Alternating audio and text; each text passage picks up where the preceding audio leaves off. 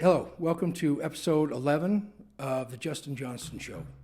I'm excited today. I've got one of my long-term friends and compatriots, and the reason that I even started this whole podcast was to talk about and talk with people that are in the industry, people that I've seen and can pass along to future generations, inspiring. Dan Higginson.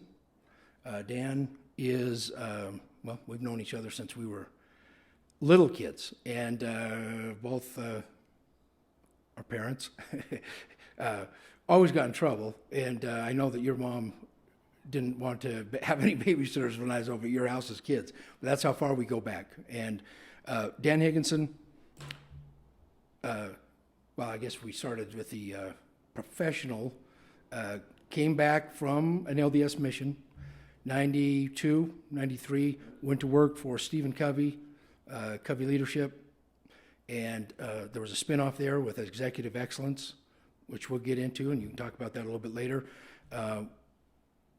Opened your entire world to some of the greatest business leaders, thought leaders at the time that were in that transition, right? Just as we're going before 2000, and all those guys had that you could actually refer to, but they were the leaders, business leaders of the community. Of course, Covey at the time, he had come out with 7 Habits, and what was he? He had 7 Habits. That was already out. He had the 7 Habits of Highly Effective People. He had Principle Center Leadership. He had tons of yep. But then after that point, around February '99, transitioned to Synergy Worldwide. It was a startup, multi-level marketing business, health products, supplements, skincare products, and the like. So that's the introduction as far as that. Your history. Now it's been history from there, and you've had not just that business, you've had lots of different interactions, but that's been the backbone and brought you worldwide recognition. And so we're pleased to have you here today. Yeah, it's my honor. Thank you very much. Thoughts? Why don't you tell us where you came from? Of course, this is being recorded in Provo, Utah right now. Thanks for coming to the studio that way. But where do you fit? Your family, your siblings, and all that? Absolutely. So I had 2 of the greatest parents in the world. Lost my dad recently, which was tragic. A beautiful mom getting ready to serve a mission for the Church of Jesus Christ of Latter-day Saints. Waiting on our call as we speak. Have 5 brothers. I'm the oldest. There's myself, then my brother Jeff, Sam, Joel, and Scott, all of which followed kind of my career path. They're all in the same industry, working for various companies. And small town guys from Salem, Utah. As you know, we lit my garage on fire a few times, and you and I are in a lot of trouble as kids. JJ was my best man at my wedding, and we've been best friends for many, many years, and it's been a blessing having you in my life. Really got hepatitis on my mission. And we really had dreams of doing some big things, especially in baseball. Lost a significant amount of weight, lost all my muscle mass, and just was really irritated with life. Came home, met the love of my life, Susanna. We were down at Snow College. I went down to talk to some Tongans about what I would do. They were football players. They wanted to know what a mission was like. They asked me to come down. I never met her. She was roommates with all my girlfriends from high school, and she asked me to go fly a kite. 9 months later, we got married. You were best man at that wedding, and we've been married 30 years. I have 2 beautiful children. Chase just finished up college baseball at CSI. Caitlin's brought me my new granddaughter, Blakely, my son-in-law, Nate. So really blessed from Susanna on down. This has been incredible. But really, people always ask me about Synergy. Covey was the start, but Synergy is kind of where I became who I am. And the funny thing about that, JJ, is that when I got sick on my mission, I was going into Dr. Takasaki and all these guys. My liver enzymes were raised, all this stuff, but I never really got treated, right? Hepatitis, believe it or not, at the Cibola Regional Medical Center in Gallup, New Mexico, they would give me hard candy to suck on. That was the medicine, because they just didn't really know how to treat hepatitis A at the time. And anything you put in your body, you'd regurgitate. So you'd either throw it up or through diarrhea or whatnot. And when I got home, man, I was really bummed. And just to take a long story short, it was December the 4th of 92 I got married. You were there that night, wild snowstorm. And then about 6 days later, December 10th, you and I were also going to Utah Valley together, and we had a business law final. And I had strep throat and a high fever, suffering from the ill effects of hepatitis. And on my way home, they don't know if I fell asleep or passed out, but I rolled my truck on the freeway and broke my T12 vertebrae. I forgot about that. That's right. So I'm laying in a draining ditch, and this big old trucker come down. I'll never forget it. He's probably 380 pounds, and I was in excruciating pain. He ripped his shirt off, and I remember this Black Widow tattoo on his chest. And I've looked for this guy for 30 years because I want to thank him because he saved me. But as the police and the fire ambulances and everybody was coming, he wrapped me up in a bunch of waving people off the side of the road, wrapped me up, and I used to believe. So he took his shirt off. That's why you saw that. Yeah, He wrapped that around. You remember December 10th of '92? -6 outside. I remember. And he ripped his clothes off, and he just had this big old tattoo. So I go to these truck stops, man. I'm going in to use the bathroom. I'm looking for this guy all the time. I've never found him to thank him. But what was crazy about that guy is he flagged down a lot of cars. And the only reason he saw me was if you get to the 1 mile exit in Payson, there's a little hump in the freeway. And he saw a rooster tail of snow go shooting up in the air, and he's up in a big semi. He's like, "What was that?" And so he kind of pulls over. Otherwise, nobody had seen me because there was nobody for several blocks behind him. And so it was kind of a miracle. But the point of that story is that I used to believe that people that were depressed or suffered from anxiety or had all these different things in their life, I believed it was self-taught. And that's because you and I were raised by such great parents, and we were always told we're the best at what we do. And when we got in trouble, they'd give us a whipping, and then they'd come in and tell us how much they loved them. Kids aren't raised like that anymore. You can't even spank a kid anymore, or you go to jail, But when I thought about that, I feel really bad now looking back because it's a chemical change in your body. And when I broke my back, and I'd been married 6 days, I literally went into a state of depression, dark, deep depression, where I didn't really care if I lived or died because there was no chance of even trying out for a baseball team. There was no chance of doing anything. And here I am 6 days into my marriage, laying there with a broken back and a body cast, and you can't even scratch yourself. And I had a friend move in with me named Phil Brook, who's since passed, a dear friend of mine. And he said to me one day, he said, Michael Jordan got cut from his basketball team. And he could have quit. He could have been a bum. He could have went around North Carolina. He could have done a lot of stupid things. But he chose to prove the coach wrong, right? And he went to work. And arguably, Michael Jordan's the greatest player that ever played, in my opinion. So when I look at that, he said that, and I didn't know what he meant. And now I understand what he meant perfectly clear. He said, Dan, you were never going to be a good college baseball player or ever going to play professionally. You're just not good enough. But you could be a part of the game the rest of your life. So I went into coaching, and I coached well over 1,000 games with kids from 8 years old till 18 years old, took them all over the world, competed all over, and I still love the game to this day. If there's a college baseball game somewhere, I go to it. And so that was the real start, and then things just got crazy. Here I am with a broken back. I get a phone call from Covey Leadership Center, and my wife was working in the 7 Habits Profile Division, and they were hiring a guy, but you had to have a 4-year degree and 2 years experience, and I had neither. Yeah. So I'm like, why am I wasting my time? The guy said, come over anyway. So I begrudgingly waddled out, in this body cast to my Pathfinder. And I went over to East Bay and I sat down. I did the interview and it was kind of a waste of my time, but because I couldn't sit, I just stood there as they asked me these questions. And when I got home, this is before cell phones. Yeah, this is before cell phones. I'll never forget. I pull in that Pathfinder, I get out and I can hear ring, ring on the old phone in the house. And so I waddle in real quick. I pick up the phone, and this guy says, hey, you're hired. And I said, well, I'm not going to lie on my resume. And he goes, no, we think you got a future, and we're gonna change the policy. So they hired me. And I was basically making $5 an hour or something, make sure JJ's car was registered, make sure so-and-so had his coffee on time, make sure, whatever I was doing. And then one day there was kind of a flu epidemic that went through the office. So they put me on the phones. And all of a sudden, I'm taking phones. Hey, Covey Leadership Center, how can I help you? And I was selling stuff. But anyway, I thought I was getting fired. And when I got to the office that day, I truly thought they were going to fire me. I went in his office, and they didn't talk about anything. They just said, hey, when you answer the phone, you bring $4,000 of revenue to our company. But all those other guys out there bringing $44.95. Can you explain yourself? And I said, I don't know what you're talking about. And I'm being dead honest. Had no clue whatsoever what they're talking about. And when we finally figured it out, it was the only thing I knew was if you want to get the 7 habits of highly effective in your life, truly, you would come to Sundance, Utah on a Thursday and stay till Sunday and go through a three-day extensive loaded workshop with Dr. Covey himself or one of his trained facilitators and become certified in the 7 habits instead of, for $44.95, pick up those cassette tapes, go get it in your car, plug it in, and listen to it on your way to work and back. I felt like so I just didn't know better, so I only sold $4,000 worth of stuff. So they obviously promoted me. And I went through the ranks of that, and it was really a blessing. I mean, God's been really good to me. Very, very lucky. My dad always said the harder you work, the luckier you get. You know, and at 4 in the morning when you're going to haul hay, you want to go in there and stab your dad, right? You're not happy. Especially when you're getting $2 an hour to drive the tractor and $3 to throw 5 high, and you're dealing with Grandma Laverne's brother Irvin. Yeah, you know, it's just no fun. But it taught me work ethic, right? It taught me how to work hard, and then I started to go through the Covey cycle. They spun off a division called Executive Excellence, and it was the greatest thing I've ever done. You want to talk about an education?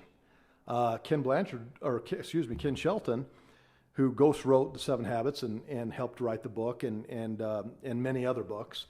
He would interview Ken Blanchard, Zig Ziglar, Warren Bennis, Peter Senge, Tom Peters, Rosebeth Moss Cantor, Bill Gates, et cetera, et cetera, et cetera. Yeah. And they would just regurgitate, and he would record the message, and then he would take it and put it into a concise 1 to 2 page article. My job was to sell it to Fortune 500 senior level managers, AT&T, all the breweries, all these different massive companies. And I thought I truly at that time in my life had hugged the moon. I did. I thought, you know, I make $60,000 a year.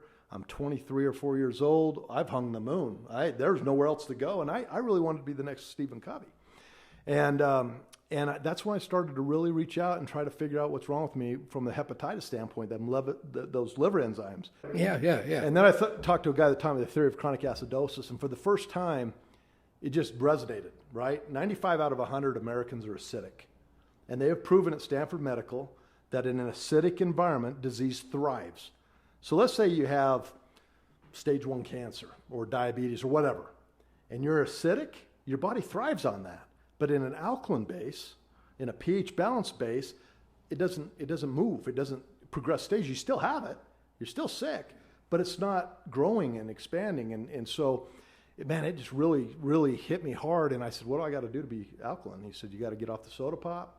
No alcohol, tobacco, any of that stuff. And he said, you've got to stay 100% focused on anything God created green. You got to eat it. So I did that for about 90 days.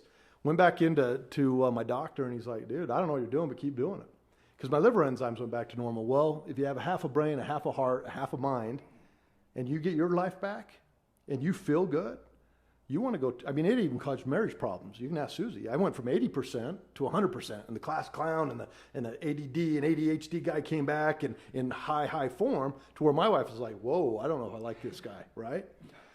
But the cool thing, the cool thing is that's what set me off on this mission of synergy worldwide, is it really gave me this opportunity to understand human nature, the human body, how it works, and what we can do, what we can put in it that's preventative. We don't cure anything.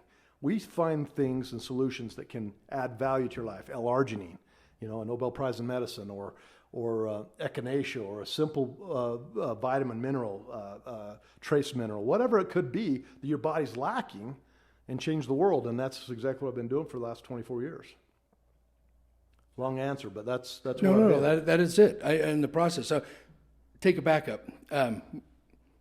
Not necessarily knowing for sure how much to discuss on that point, but you got hepatitis A. Yep. How do you get that? So I was going to refer to, so it was on your mission. Yep. You're serving a mission for the LDS Church. Yep.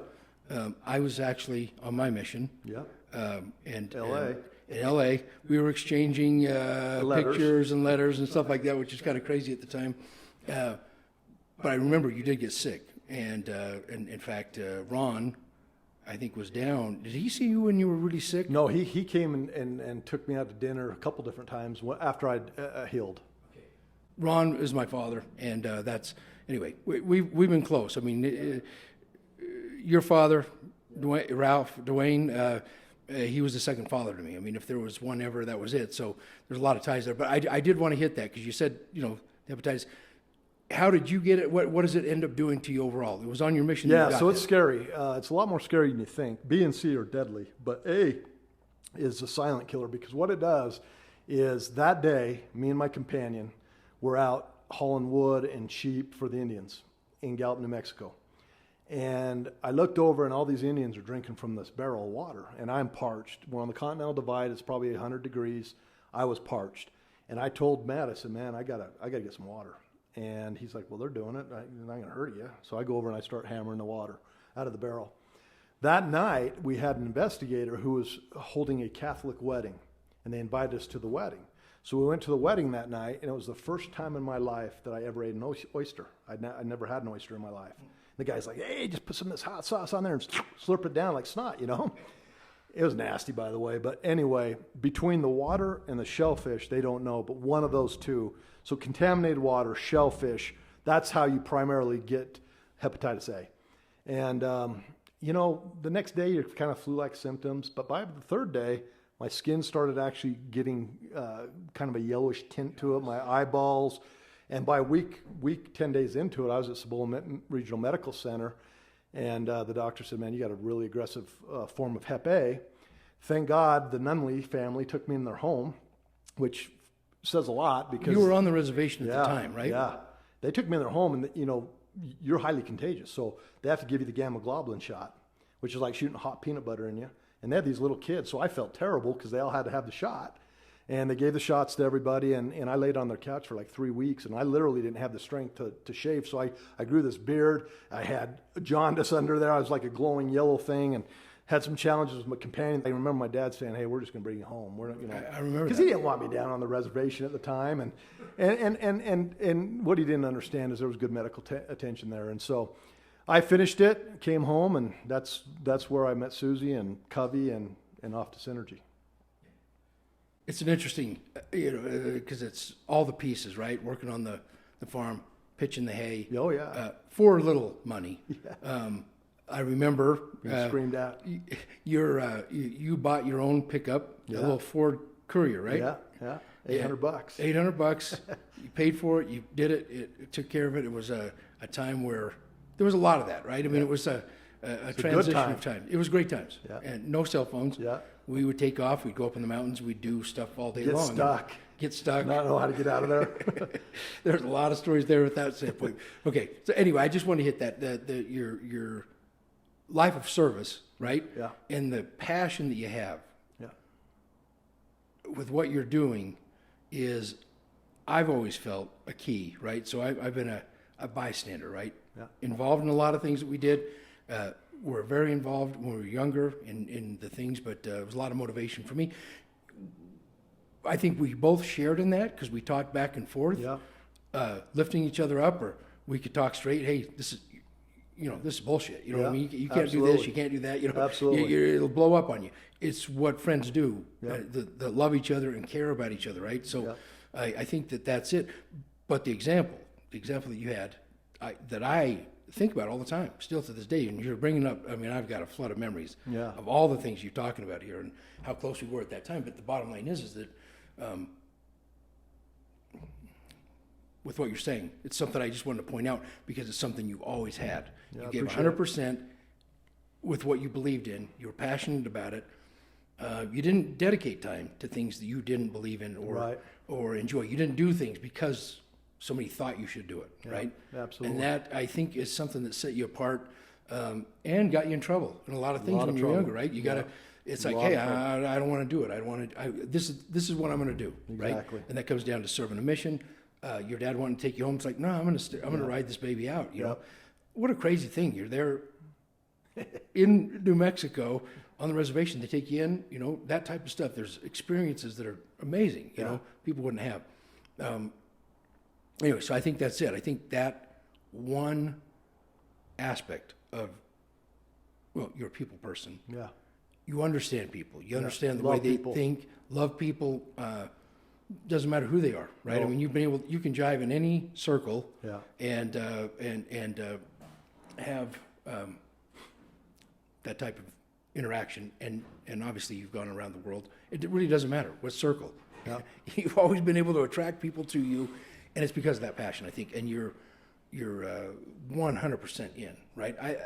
In real estate, and I've hired these young guys, and we're trying to build a new team. It's part of what is giving me fire again of saying, hey, you know what? These guys want that. They want to understand.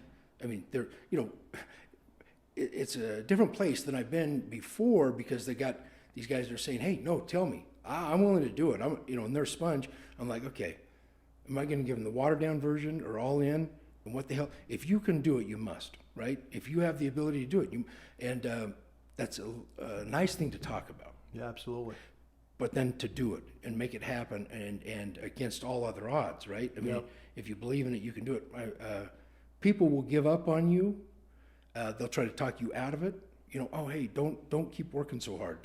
You don't need to do it. You've achieved this, but you know what you want to do. Anyway, I just want to interject that. Yeah, absolutely. So, we're at that point, right? Really, you just talked about my memories of you when you were starting with Synergy. There was a group of, what led to that initiating and starting? What was the connection there that you guys? Yeah, so it was interesting is that when I was at Executive Excellence, like I said, man, I thought I hung the moon. I didn't see myself doing anything else. Yeah. My friend had a company over in Lehigh called Cyril, and they were in Russia, and they were getting ready to launch their U.S. business. And I had been consulting in network marketing companies at Covey. My paradigm shifted. I'll never forget going in those companies and seeing real people that were a lot smarter than me, a lot more motivated and driven than me, being wildly successful. So I went to Glenn and those guys and said, look, I have this contact, let's bring him in. We formed Synergy. And we spent a lot of time doing research. We spent a lot of time, everybody had a really unique perspective.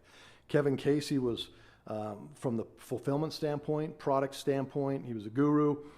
Glenn had been an owner. You had David Cole, who was a philosopher and a networker from the independent side. And then you had myself. And we collaborated and put together this deal. And we brought in Anthony and Lonnie and the Seca group. And they shared their knowledge. And we figured we could launch in Japan. We wrote a very unique comp plan. We spent years, literally, I had spent years because I'd been consulting in the industry. And so I wanted to know what worked and what didn't. And we wrote a comp plan that nobody really accepted in the beginning. They thought, wow, you guys are crazy. I remember that. I remember it was revolutionary. It was different than anything. It never been done in the industry. And here we are 24 years later. And, I would say per capita of team members, we're not a real big company. But I would say per capita of team members, we probably created as many millionaires residually as anybody that I know of. I have friends in every company. It's a small niche market. And it's been really remarkable what we've been able to do from that standpoint. So we launched February the 18th of 99 in Tokyo. Everybody says, why Japan? Traditionally, you start in America, and then you bleed out to other markets. But my research showed that if you could be successful in Japan, the rest of the Pacific Rim opened their arms to you.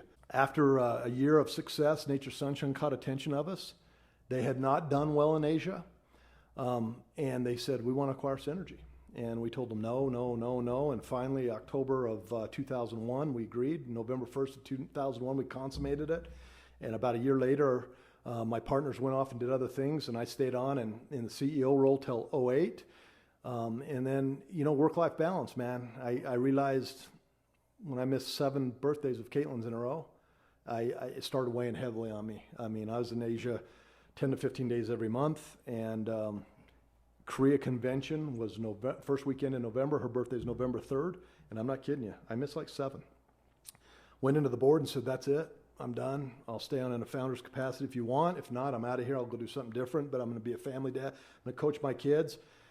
And gratefully, they agreed, and it's been an incredible run from 2008 to now. I'm still on in the founder's role, contractually as a consultant. I coached well over 1,000 games. I never missed one of my daughter's dance recitals from that day on. Never missed one of my sons played 55 college baseball games last year. I missed 0. So I've been really blessed. And then, I've started to diversify into self-storage and auto body and, more of as an investor versus somebody that knows what they're doing because I have no idea about either one of those businesses. I can only tell you that when I got released from my mission president, I was in the Albuquerque, New Mexico airport, and there was a book, Top 10 Businesses to Start in America, 1992, and storage units was written on there. And I always wanted to do it. We talked about it. But I just never had the guts to do it, and I never wanted to take on that kind of a debt load. And And but I got with people that know what they're doing, understand it really well, and just so I've done that more as an investor instead of an operator. So outside of Synergy and the other businesses that I do as an operator, that's kind of what I've laid kind of some eggs in that basket as a retirement plan. Yeah, that's a good one. Yeah. And I think that storage is only going to get Better and better. better and better. Recession proof. Yeah, well, everybody moves out of their home. Yeah. They got what belongings Heirlooms. they do have Yeah. that are heirlooms, and they say, you know what, we lost the house, we're not going to lose everything, and we'll make it back someday, right? Yeah. So they're moving into the apartment or the Yep. rental of some kind, and well, I mean, I've had a storage unit for how many years, and every I have damn 2 of month them. I say I'm gonna get rid of this stuff, and I go in there and I'm looking for stuff, and it's like, there's no more heirlooms in mine. It's just a bunch of crap, and all my kids now. Yeah. Or, hey, what's the code to get into the storage unit? You know, I go there and everything's just packed, and then I pay every month. Yeah, exactly. And the price has only gone up. Exactly. Yeah, it's a great industry. Let me back up, because this is part of the stuff I think I wanted to. People come to me after 28 years, and they're like, hey, all they see is the success and stuff that I've had. I mean, I can point to, well, I screwed up here, Yeah, my sure. life here, I did this stuff, but I know how to do this business. It's easy to me, right? In the real estate business, and to try to lease, sell, do those things. Sure. And you start to talk about it. It's all the stuff that it took, right? Early on, married to Amy, living in the condos, pull in, and some guys pulling right behind me at the Jeep and say, hey, you want to take your stuff out of that trunk because we're taking the car, right? Yeah, I mean, yeah. I was doing good, but it was 100% commission. Yeah. When you're 100% commission, that's, maybe 30 days, you can go 30, 60 days without a check, you know? And I know that you paid the price on a lot of those things too, right? You say 15 days out of a month in Japan. On the surface, that sounds pretty tough, right? I remember those days. I remember, how long does it take to fly to get to Tokyo? So you're going to leave Salt Lake City and go to Oregon, Portland, or LA. And then you're going to have a layover for 2 to 3 hours, and then you're going to get on a 12-hour nonstop. And sometimes, if you can't afford it, which I couldn't, I'd go to Korea and have a 9-hour layover. So there was times where by the time I got on the ground and on the Narita Express, it was 30 hours. You know, when you start a business like you did in real estate and you've been wildly successful and an expert in it, people don't understand that things have to line up. They really do. And I'll never forget, I was in San Diego, California, and I'm sitting at a table. Here I am, 24 or 5 years old. I'm a punk kid, snot-nosed kid, don't know anything. And there's Covey and Blanchard and Sengi and Peter Drucker. I'll never forget, ever. There was a success seminar, and Brian Tracy, the ADA principal guy, and Tom Hopkins, present like a lamb, sell like a lion, you know. Yeah, I mean, I just worship these guys. Yeah, yeah. And I'm sitting there, and that old Austrian, Peter Drucker, who I think is the most brilliant man. In fact, I had to ask him to please speak to me as though I'm a 5-year-old child, because he talked at such a high level and used English language at such a high level. But he said to me, Dan, he said, promise me this. You love Covey, right? Yeah, I love it. I'll never leave. He goes, just promise me this. If you ever get passionate about something, and these convergence of forces are at play, convergence of forces, what the hell are you talking about, you know? He said, seize the moment. And I said, what do you mean? Speak to me, you know, that's free will. That's over my head. Speak to me like you mean it. He goes, Dan, if the company's rock solid, if you've got financial backing, then you're rock solid. If you have a product and service that you're rendering that nobody else has, that's not a Me Too product, and if you have timing in the marketplace that supports that product and the trends support it, then you're going to win if you compensate and treat people fairly. He said, that's the convergence of forces. And he said, opportunity in the marketplace is because of a process of convergence of forces previously not together. So what does that mean? You've been with guys that didn't have enough funding for real estate and failed. Yeah. You've been with guys that had oodles and oodles and oodles of money that invested in really stupid projects that failed. Yeah. Well, I could fail, right? I didn't have the money to fail. And so I had to really look at this. I mean, there was times where I had to reach out to your family members to wire me money to make a payment in Korea just to stay in business. I was calling my mother-in-law on Friday. She would wire me $8,000. I'd make payroll, and I'd sweep the credit cards, and I'd pay her back Tuesday of the next week. And that went on sometimes for a long time, you know. And so the point I'm trying to make to your audience is, look, If you see a convergence of forces and you're passionate about it, look at AI, look at digital marketing, look at social media. If you see something that you see you have a fit and a niche in, seize the moment and don't look back. And I'll never forget, you had them squinty eyes like my mission president, Peter Drucker, and he said, seize the moment. And I'll never, that was impregnated in me. I mean, it burnt into my soul. And that's why when I had that opportunity at Synergy, when the other opportunity was failing, I knew right then I had a chance, but I had to take it. And when you have to take that chance, that's when you sacrifice everything, right? That's when baseball's not important. That's when being home at 6 p.m. to eat dinner with the family is not important. You're the bread maker, the coffee maker, you are the accountant, you are the customer service manager, you are the building's facilitator, you are the guy that cleans the building because you can't afford to pay somebody to clean it. You're everything. And when you're wearing that many hats, you learn and you grow and you respect people that do those positions much, much greater down the road. So I've had people with me 24 years, Ryan Lindahl. And when one of them break off or retire, it breaks my heart. But it says something about the culture we built, right? We've got people that have been there since day one. And man, I'll tell you, it's been an incredible ride. There's no doubt about it. Hard, but incredible. And we've been really blessed. Yeah, that's great. I love it. Yeah.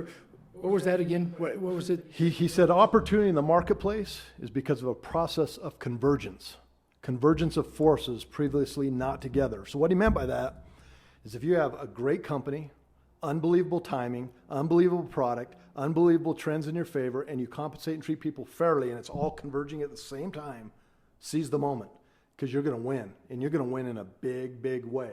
No different than when Bill Gates dropped out of college and started Microsoft, right? He got the backing, or what's his name at Amazon. You know, I read where he borrowed like 150 grand, and imagine what that return to those people was, right?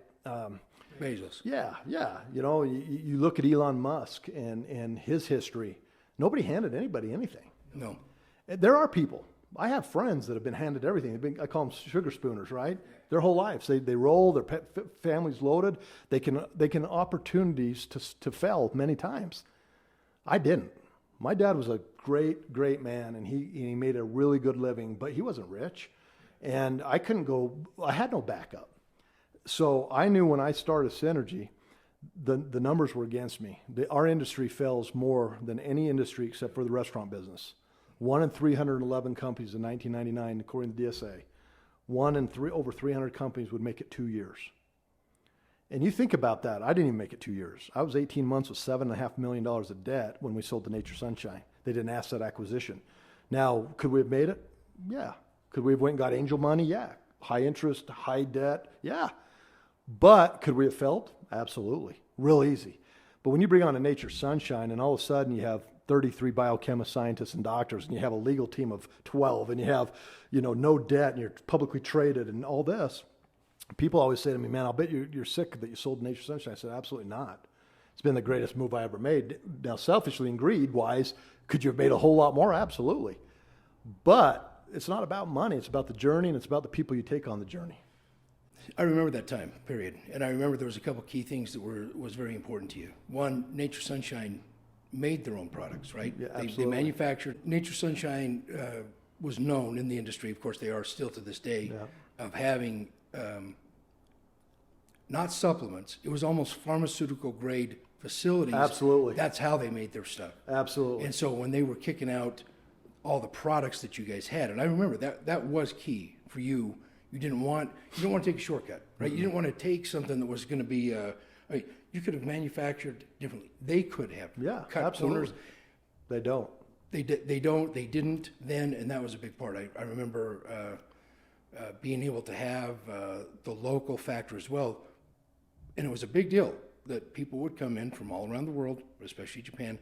They wanted to go see that facility, and it was a facility that was how are we making this to be able to say that, right? Because it's not just the people skills to the bullshit of everybody, right? Exactly. Just, hey, here's how we package it. Here's how we sell it. Here's what we do. We're going to be around in 20 years, 30 years, 40 years. This is the legacy that's being built. You believe that. Now, So that was a big point. I do remember that, and I do remember those days. Actually, as you're talking about it now, it's we both were starting out, struggling. Yeah, big time. Mine was real estate, but I remember just some days I'd get home, no matter how bad my days were, Yeah. and I was thinking, you said staying in a hotel. I remember there was a period there where you would stay. A lot of people don't know these types of things exist out there, that travel business or first class. Correct me if I'm wrong, but at least I remember, because this is what I would say to my wife at the time. I was like, God, no matter how bad this is, Danny's sitting on it was basically an open floor, and they had little pup tents. Yeah, they're actual tubes. They're actual tubes. You walk out, you climb up a ladder, crawl on a tube, and at the end of the tube, there's a little TV, and you lay in that tube, and that's a common shower and et cetera, and you're stacked. So there's business guys, Japanese guys underneath you, and yeah, it's nuts. Yeah, It's about $26 a night or something. $26 a night. You can make it work. You can do it. You don't You have get to a make good it work. night's You rest. have that, or you're on the park bench. Yeah. There was no going to a hotel. I can tell you that right now, because in Japan, hotels are expensive. See, I don't think that wasn't one time, one weekend. It was a mode of what you were doing. Oh yeah, right? absolutely. And you mentioned your dad. Both of our dads were educated. Yep. Civil engineering, Chemistry. chemical engineer, Yeah. right? Chemistry, you're smart. I mean, that was the one. Actually, whenever I think about that, I always think, my God, and your dad thrived in it. Yeah. He understood it. Yeah. He understood every aspect of it. He was a conservative man, Yeah. right? He Yeah. was very conservative. a person that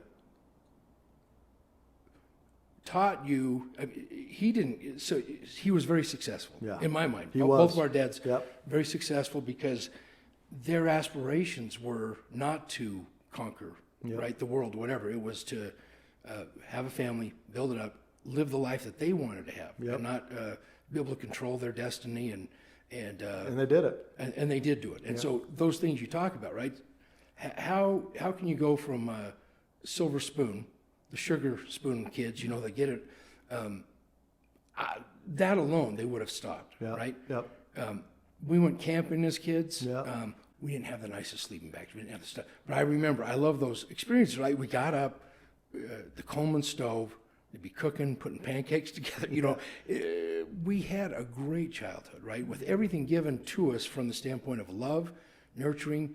But the expectation was, there was no excuses. If we did smart mouth, Yeah.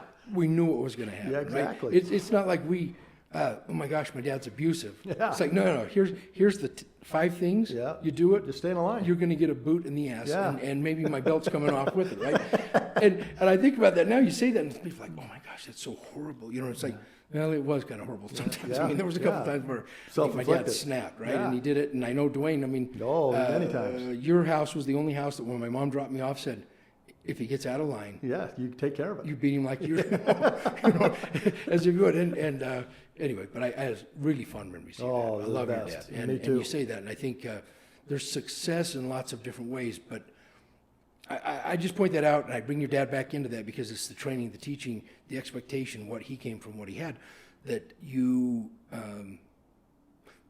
a lot of other guys could not have stayed in a tube No. for a night, No. let alone that was the business operandi. You know what I mean? That you do and live. And so to me, I mean, that's gold, right? I mean, I think back on that. And that's what I told Amy when I get home, right? I was like, hey, no matter how bad the day was, I wasn't sitting in Tokyo in a tube, Yeah. right? Or I called it a pup tent, but that's what I envisioned, I guess, in my mind. And so I had a lot of respect for you doing that and knowing that you were going through it and that as well. So transition, I was maybe going to talk, maybe just to go back, not to digress too much. Yeah. Your dad. Yeah. He, in a lot of ways, he was a hero to us. His grandpa, which is a mutual grandfather of ours. My mother and Karma and Dwayne, they were siblings. Yep. And that's our connection, and we were raised almost as siblings, you and I. Well, I've been treated like a son to Karma and Ron my whole life. I mean, literally like a son. And Karma, to this day, I mean, she reaches out to me on a regular basis and just tells me how much she loves me and thinking about me. And, that stuff means a lot. It really does. So, and I just went and met with Ron last Friday. And man, you get worried because, they're getting up there in age. They really are. And you sit there and you cherish those, I'd give anything. There's nothing I wouldn't give to get my dad back right now. Nothing. He went through such a hard time with that diabetes, and after they cut the second leg off, and then, he was really sick and septic, and then, with COVID and be able to be the only son in the hospital. My brothers weren't even allowed to go in. Thankfully, because of the role I have at Synergy now, I was able to be there. Yeah. Me and my mom were the only two that were able to visit, and hard times. But, Covey taught me, first things first, priorities. Yeah. And he taught me a lot. I mean, a lot. But the one thing he taught me is that where do these people rank in your life? God's number one, period, right? He just is. He's our everything. And is despite as many times as I've slapped him in the face or mocked him or whatever, he's always been number one. And then my dad and my grandpa Guston, and you look at, and I'm talking about the men, and then the women, it's a totally different arrangement, right? My mother would be the epitome, right? But when your dad's that everything to you, and he taught you everything, and he, like you said, we got spanked, but we were also taught lessons that you reap what you sow. And we've only asked you to do these 5 things, son. You chose to not do that. Or, my mom would call my dad at work. He had them steel-toed boots and a hard hat on, a hard day, and she'd say, hey, he just, in my house, you'd better off saying the F word. Really. If you said pissed or suck in my home, my dad was going to knock you across the room, right? I mean, he just had zero tolerance for it. So I remember saying to my mom, I'm so pissed off. I got 2-a-days and this and that. You want me mowing the lawn? And she called my dad. I'll never forget. It's 227-7338. Pick up that phone. Dwayne, your son has something to talk to you about. He's being disrespectful. My dad would get on and say, son, it's real simple. I'll be home at 4, and the lawn better be double cut. And if it's not, you're gonna pay the price. And I remember I'd be out there double cutting it perfect, like I was doing Pebble Beach, And I'm so grateful for those days. My dad had 2 sayings on our fridge. He said, the harder you work, the luckier you get, and trials and tribulations are mandatory. Misery's optional. And I remember being so irritated as a kid looking at that. But looking back now, I cherish those. Because I tell my kids, Chase, Caitlin, look, the harder you work, the luckier you get. And I tell them, look, trials and tribulations are mandatory. We're going to go through some hellacious times. We're going to wake up and have a family member with cancer. We're going to wake up and find someone we've lost something. I lost my cabin last Monday, burned to the ground. Those are trials and tribulations. But misery is optional. I can choose to be really irritated about the cabin, and I am, and I feel bad. Yeah. But you know what? Nobody was in it. Everybody's safe. And you have to look at it from that perspective. And life's not easy. It's not. And we're going to face very difficult challenges, all of us. But getting back, not getting off the subject, getting back to the synergy, the Covey, and the convergence is once you put your heart and soul into something, this team you're building of youth, I'm building a youth team right now at Synergy. My son came to me, Chase, and he said, Dad, we're into technology and apps, and there's this new technology, this funnel system. And so I did it. Well, guess who some of the fastest growing people in Synergy are right now? My son and his buddies. Because they took that concept. It's like you said, they just want you to show them how to do it. Yeah. Well, give them a system. The system that worked for us with some technology to back it. Yeah. And that's what I gave him, and they're doing well. And so it's really fun to watch kind of the evolution, if you will, of that business. Because look, when I started Synergy, it was belly to belly, meet at a hotel, meet in a coffee shop, meet at a karaoke bar, 15 different flavors of cigarettes being blown around. They'd have my picture as the founder on the wall. They'd have Nature Sunshine's picture of their building, their manufacturing center, and they'd go around, and literally these guys being there drinking sake and smoking, and they'd walk around the room, and there'd be a little geisha gal sitting over here in the corner, and she'd say, "Sumimasen," whatever, and sign them up. And half of them, you'd wonder if they got home the next morning and got sobered up, if they knew what they even did. But they did, and that's how we built it, right? And we did it belly to belly all the way up. Now COVID hits, and we go to Zoom. And then we go to WebMD and all these other things where we're not even hugging and holding. And to me, that's hard for me. I like to be belly to belly with people. I like to feel their heartbeat. And I've lost that for a lot of years. And I'm now getting it back, and it feels really good. But then Facebook came along. Then Instagram came along. Then podcasts and social media and all these ways to get to masses so much faster that I had to retrain my thought that I'm wrong. It isn't about calling up 5 buddies and telling them to be at my house Wednesday night at 7. It's about, hey, we got to get our brand out there. We got to get on social media. We got to get on podcasts like this one. We got to do things that can expand the brand, and it's changed. And I'm learning. I'm starting over. I'm like an infant. I say that all the time. It's it's actually created a little bit of a fire in me again, right? Because I 28 years, you get a little burnt out. Sure. But I've talked about doing this 5 years. I started following some of the Joe Rogan and some of these other guys that have had a podcast that frankly, I just got tired of listening to the different news channels or entertainment. And I thought, hey, I can plug in to some of them are just talking. That Joe Rogan, I actually can't, when I watch his, I'm like, I'll be damned, he's a comedian. He did Fear Factor, did that. But, he's been wildly successful because he wants to learn. Yeah. Right? So that every one of his podcasts, they range from mushroom to politics to whatever. some politics, what's going on. Yeah. And he doesn't wade too deep into the politics, right? No. There's some things I'm like, how can that dead guy end be so slope. liberal and so conservative? But he's just a dude, right? Yeah. At the end of the day, he's just a guy. Yeah. And, he was, before they'd go on, he talked about they'd all be sitting there in the back. All the guys like him. All the comedians like Joe Rogan, right? And I thought that was pretty interesting. I thought, well, why has he been successful? Well, it's that, right? He's got, he would communicate with all these guys, right? Not everybody did that. But if Joe Rogan was there at some comedy club in Milwaukee or, they'd all travel and they were, just barely getting by, a lot of them, before they really started making money to do that. Absolutely. And they said, hey, if Joe Rogan was there, you knew you were going to be drinking a little bit more beer or taking some shots, but you're going to be just back there talking. He loved the people, right? And the guys, and he to this day, he still loves them, has them on. So when I was following him, I thought, I've got to do this. This is what is, but I didn't have the angle, right? The angle was, I liked what they were doing. Yeah. And I thought it was the best, it was better entertainment for me, right? Yeah. I liked that I could hit pause because I was getting home. Driving, when I drive around, I could listen to it. It was some motivational, but it was also just things that were resonating with me, things that I could do and not necessarily infringe upon. Oh shit! It's when we were kids, people don't understand that nowadays. That a show came on at 7. Oh yeah. We couldn't Miami record Vice. it. Whatever absolutely. it was you wanted to watch. If you missed it, you missed it. Magnum PI, baby. We were right there. all of that, all of the MASH. You want to watch a movie, you went to the theater, you went, it just, which Now I guess we're you running still. marathons on Netflix, SEAL Team 6 or whatever.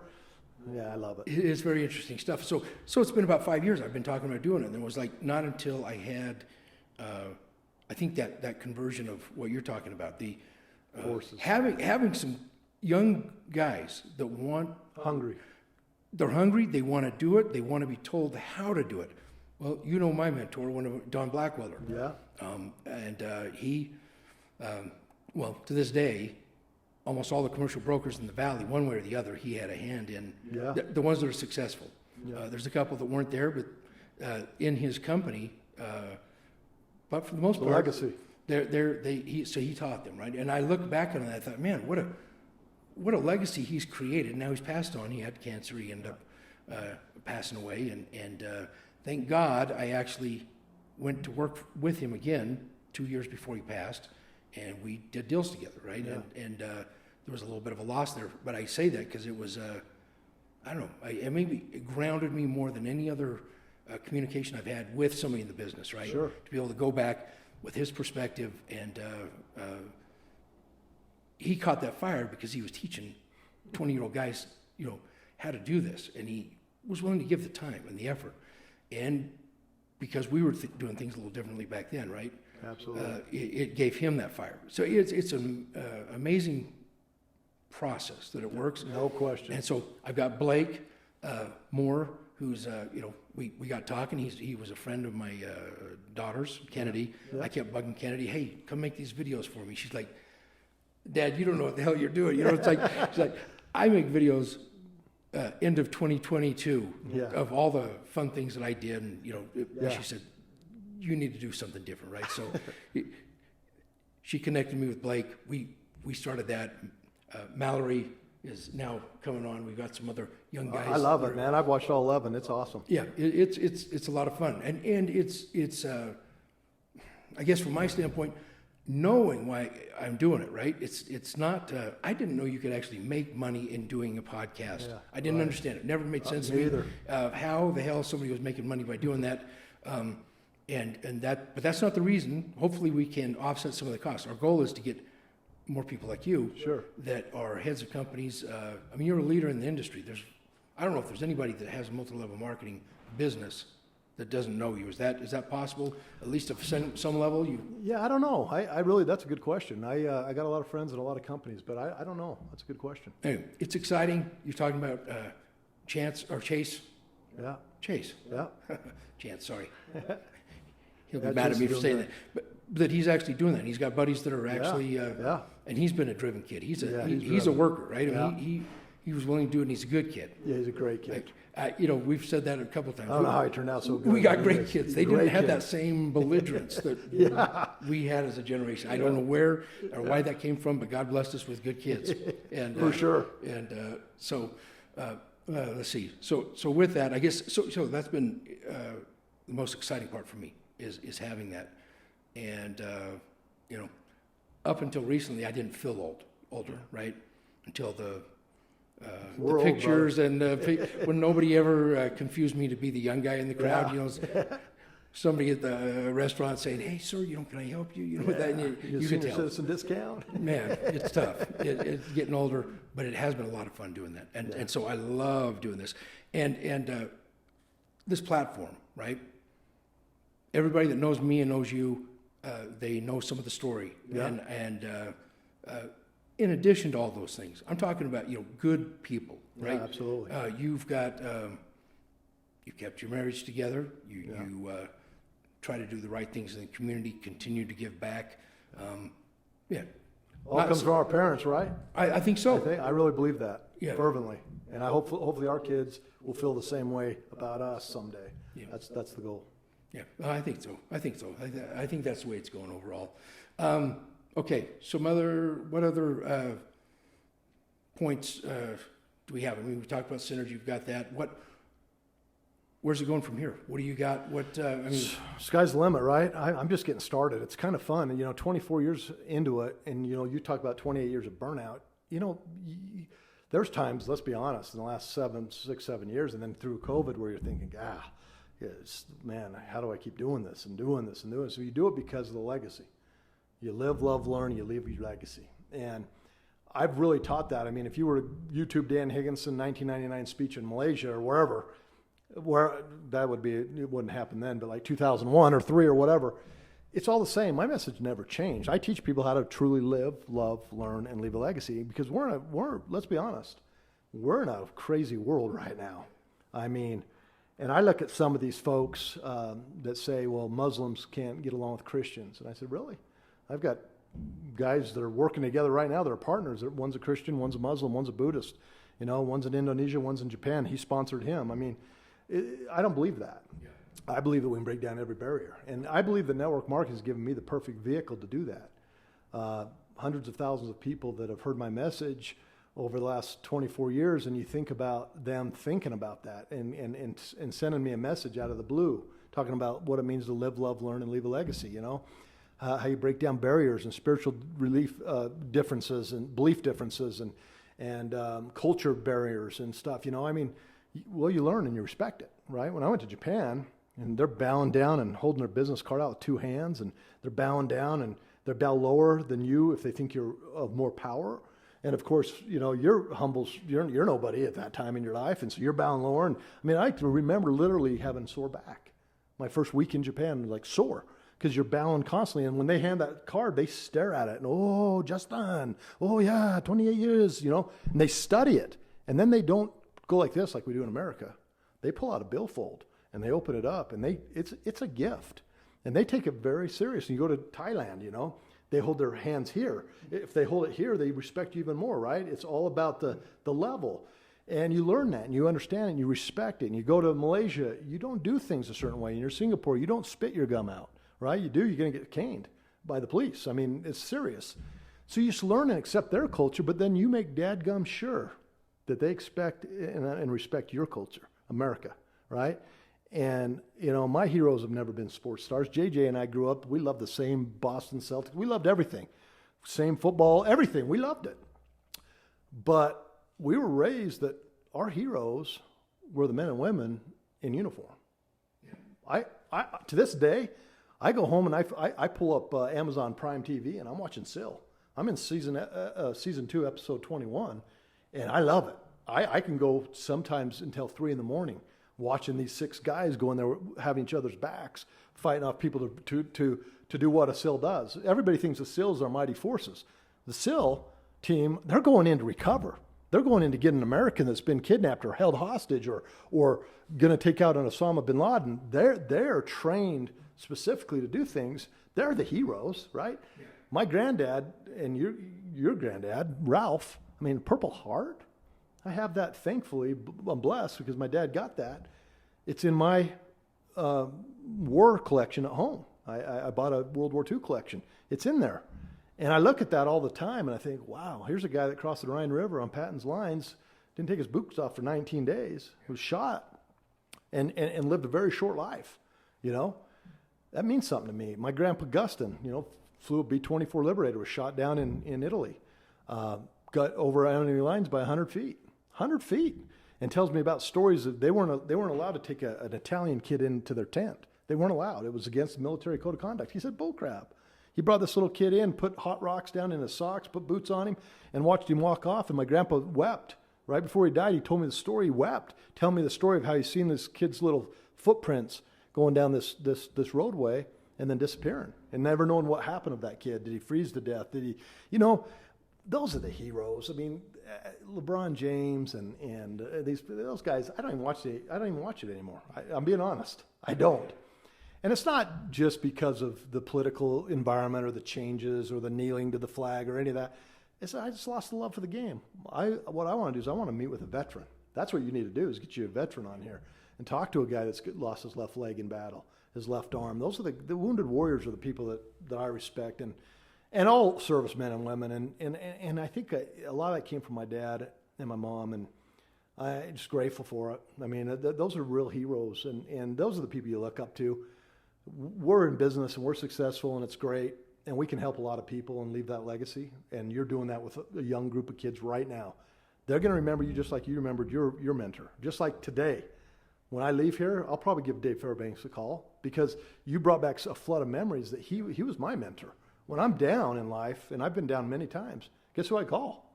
Dave Fairbanks, as he's still doing it the right way. And, you know, he's probably mid-70s now, and when I'm down, that's who I call because I know I'm going to get picked up. You know, he's going to tell me something that I don't want to hear. Hey, you've gotten lackadaisical.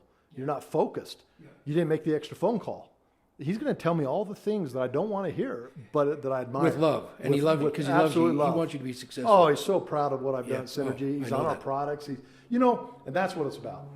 At the end of the day, that's all it's about. What are people going to say about JJ at your funeral? And if you can answer that, Stephen Covey said that to me one day, and it just burned in my soul. He said, Dan, what your best friend's going to say about you, what your spouse, your spiritual advisor, in our case would be your bishop or your you know, whoever, what are they going to say about you? And I look back on my dad's funeral all the time, and it was a blur to me because it was me and my 5 brothers, and it was quick, and they recorded it, but the recording failed, and so I don't know what I said, right? Oh, really? I have no idea what I said. And it bugs me, but my mom reminds me that it was the greatest, and that's all that matters. It's what people remember you by. And if you can answer that right now, it doesn't matter if you are driving a Pinto, living in an apartment, dirt poor, it really doesn't. I've learned that. I have friends that are, Todd Peterson, dear friend of mine, Vivint. The guy's made billions with a B. You know, Todd, you know, he's had some hard times there. Didn't give up, give in, and took some on the chin. Yeah. You know, I'm always amazed at when somebody's down a little bit, right? And how the people from the outside, the perception, they almost love it, right?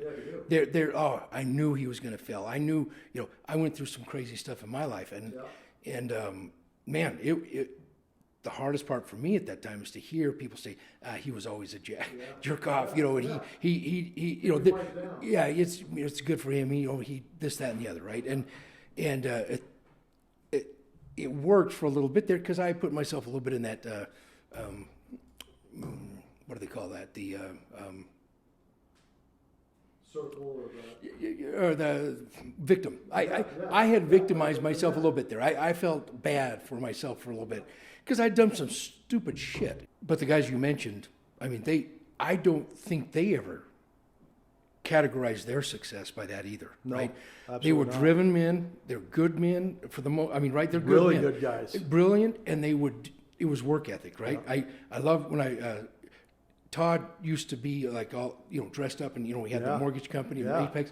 And then, to see him when he'd take the stage there Yeah. for Vivint and T-shirt, flat brim hat. T-shirt, that hat with Yeah. that flap. Yeah. I'm just like, he was in really good shape. That's one thing. Yeah. I think he's always stayed in pretty good shape from that standpoint. But at the end of the day, I thought, you know what?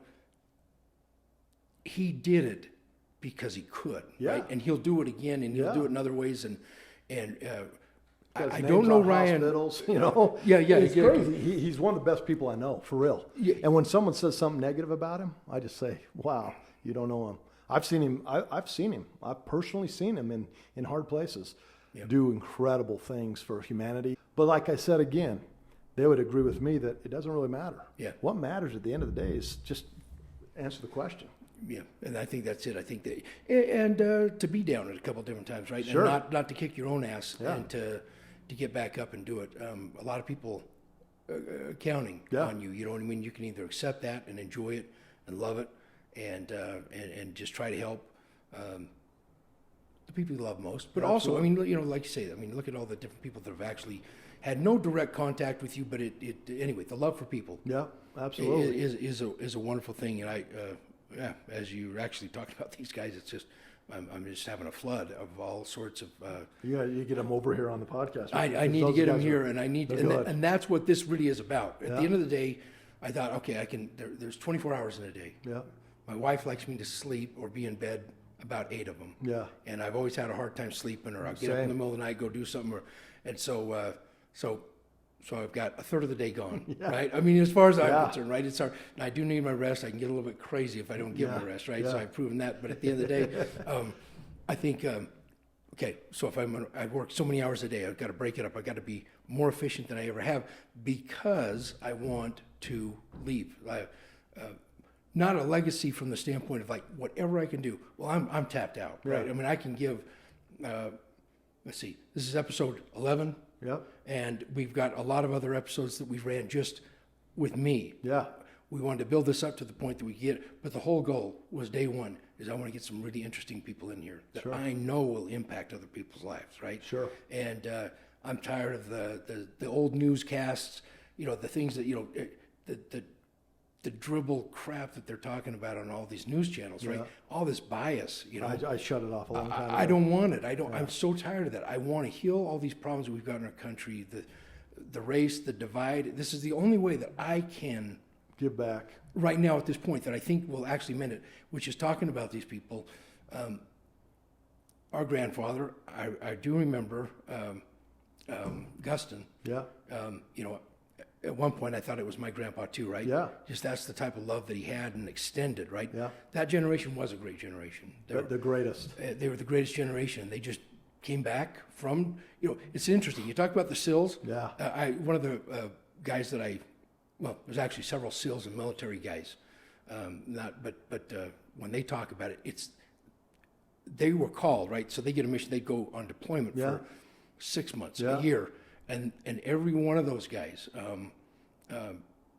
David Bellavia, he's one of my favorite guys. Yeah, absolutely. And but they all talk about, hey, in World War II, they were called till the son of a bitch and thing was over. Yeah, Right? absolutely. They didn't know how long they were going to Absolutely. be, for sure. It was like, hey, you're called, and we hope to have you boys home for Christmas in a couple of years. Yeah, But you're on until you're done. Yeah. Right? We win Oh, yeah. or lose, right? So, so many. and get Men. rations for it. Yeah. I mean, even the SEAL teams, they're making $30,000 a year. It's a joke. Yeah. It's a joke. We need to change that in our country. I think so. The respect, and you know, we're finding out too. These guys that they all came back from World War II. Yeah. With drinking habits, Yeah. they've been shell shocked. Yeah. We didn't know anything about brain injuries. You know, with PTSD, things blown up, anxiety PTSD, medication. They can't talk about stuff with their family. They get together and you know, drink moonshine and drink to drink it away. Right? Yeah. I mean, and even these guys that fought in this 20-year war that we've had, Yeah. you know, they're coming home and they're like, yeah, shit. We never thought about, you know, we were too close to the bomb. It blew up. I got blood coming out my nose and my ears. Yeah. We'd go home and sleep, and we'd go back the next day. Yeah. With you know. Yeah. With Stand on watch. or, you know, I mean, there's some issues, right, that happen. Big time. So, you're right. I mean, I think that's, you know, who are the heroes? Who are we looking to? And I think because of YouTube, podcast, multimedia, social realm that we have, these guys have a voice now, and they're helping other people. Yeah, they are big time. And they're having a huge impact. I mean, a lot of people are wanting to follow them and see it, and I love the direction of it. I do too. I know there's a lot of crazy shit Yeah. out there, and it's man, I would not want to be raised right now. No, it's hard. And I look at it and I'm saying, hey, you know what? These guys are definitely wanting to give back. I think America's got as much opportunity I do as too. any other time. Right? I do too. There's some days You've got to change. a lot of things got to change, and Yeah. I think that's what we've been able to do, is be able to change. Yeah. And you know, for the last couple hundred years here, and I don't want to see it going on a negative. So hopefully there's some of this that can go. Well, without dragging your time out any longer, the last thing, and we'll have you back for Yeah. sure. Yeah, if, for if sure. we can, and get some of these other people that you just mentioned. I hadn't thought about them, but they would be prime and perfect people. Absolutely. I know people resonate with that.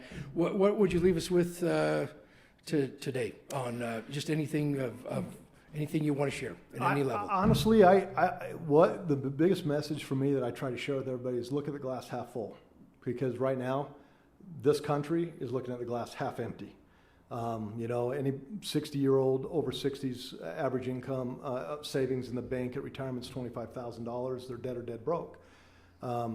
So if we listen to all that, that can influence us in a very negative, reactive mindset where we see the glass half empty. So look, guys, opportunity is the process of convergence. I believe that. And it's all around us. So whatever you're passionate with, whatever, is it real estate? Is it solar? Is it direct sales? What is it? Whatever that is, seize the moment. Find that company that's rock solid. Find the timing in the marketplace that makes sense, and the product and services that meet the trend, and engulf yourself in it. Lose yourself in it. Put your blinders on, tunnel vision, make sure you're on the bus, and the people that you want on the bus is on the bus with you, and go. That's honestly the greatest message I think American could hear today, because, you know, having traveled to 28 countries and seeing how they really are suppressed, no joke. I mean, we are a free nation. You have the ability to make $1 today if you choose. You have ability to sell and consume, eat, whatever you want to do in this country. And a lot of those liberties and freedoms are at stake like never before. So what do we have to do? We have to stand up. You have to stand up for your beliefs. You have to keep pushing forward and see that glass half full and be proactive. Begin with the end in mind, not to quote Stephen Covey, but really begin today is where you're going to be as a realtor in 2 months, 6 months, 2 years. Where are you going to be? And I do the same thing at Synergy. I work back, you know, they interviewed the golfer Phil Mickelson one day. And they said, hey, how do you approach the T-Bucks? Now, I'm not even a Phil fan. Your brother is. Me and him, I'm a Tiger fan. I love Tiger. Yeah, me too. But Phil gets up there, and what did he do? Pin is tucked left. So what he did is he seen his pitch, his chip shot, dropping just below the hole, so he had an uphill putt for birdie. He visualized the birdie before he ever hit the tee shot. So if the pin's tucked right, where's he going to hit? He's got to drive the ball to the right side of the fairway so he can shoot below the pin and putt it in, right? Yeah. It was powerful. Not even a Phil fan, but it was powerful. And I thought to myself, you know what? I got to do that every day when I wake up in the morning. Physically, spiritually, socially, and emotionally. Where do I want to be today? How do I want to go to bed tonight? Because let's be honest, tomorrow's not promised for any of us. I mean, God forbid we could leave here, get hit at a red light, and be done. Yeah. How did we leave the world? What was the last thing we said to our spouse, our kids? Did we share our love with them? Do they know where we stand with them? Even if we disagreed this morning, did they know when we left that disagreement that we loved them? And my message to anybody is, hey, see the glass half full and work on yourself, because until you perfect yourself, you can't perfect anybody else. That's why on an airplane they say when the oxygen drops, put your own mask on first before you help your child. I thought that's the stupidest thing I've ever heard. Well, it's smart, because if you go to put it on your child and pass out, you're both dead, right? So work on yourself, become better at what you want to do, better your whatever that obsession is. If it's real estate, if it's self-storage, if it's synergy, if it's auto body, whatever it is, and then focus on that. And I truly believe that if you do that and you stay focused on it and you make the deposits in people's emotional bank accounts around that environment, you know, how do you treat your people in self-storage that work for you? How do you treat them? How do you respect them? Do they know that you care about them? Are they on a bonus grid? I've always believed that. And if you do that and you treat people the way you want to be treated and you stay focused on improving yourself, you're going to win. I've never lost doing that. And I've been beat down many times. There's hundreds of times in this life where I thought I was going to lose everything. Yeah. But there's been other times where I thought, wow, I'm set, you know? And so that's what I'd say. It's just half. I love it. Yeah. I love it, because I do think that is the part of working on yourself, right? If you see the glass half full, then everything else is, hey, we can make it. But at the end of the day, that's what I've been saying a lot on some of these things. Market crash and bank failing. Yeah. It's like, I can't control that. No. I can't control what the Fed's going to do with the interest rates. I can't control any of it. No. I can't control the way my wife is going to think. I just have to do and work on myself. Yep. Do what I can to just better myself. And then if you do give that, right? I mean, that is what changes people's lives for them, if they know that, right? If they've got an opportunity. So I think that's the best place to leave it. Awesome. I appreciate it. Want to welcome you back. Thank you. Yeah, I know your time is very valuable. Yeah. And to spend it with us on this afternoon, I really do appreciate it. Yeah, it's been awesome. awesome. Thank you very Thanks much. so much. I love you. Love you. Appreciate it. See you, bud. Bye-bye.